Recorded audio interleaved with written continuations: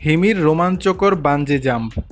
ছোট পর্দার জনপ্রিয় অভিনেত্রী জান্নাতুল সুমাইয়া হিমি অভিনয়ের দক্ষতায় দর্শকের মনে জায়গা করে নেওয়ার পাশাপাশি তিনি সামাজিক যোগাযোগ মাধ্যমেও সমান সক্রিয়। এবার অবকাশ যাপনে ঘুরতে গেছেন কানাডায়, আর সেখান থেকেই ভক্তদের সঙ্গে ভাগ করে নিচ্ছেন একের পর এক রোমাঞ্চকর অভিজ্ঞতা। হিমি জানিয়েছেন তিনি জীবনের প্রথম বানজি জাম্প দিয়েছেন কানাডার মন্ট্রিয়ালে।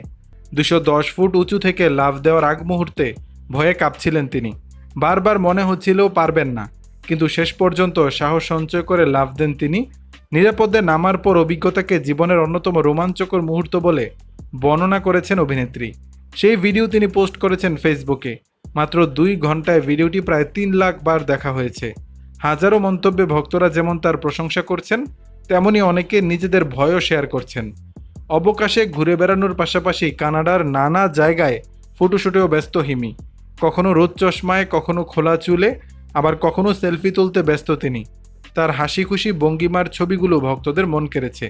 দর্শক, ছবিতে কেমন লাগছে হিমিকে জানাবেন নিচের কমেন্ট বক্সে।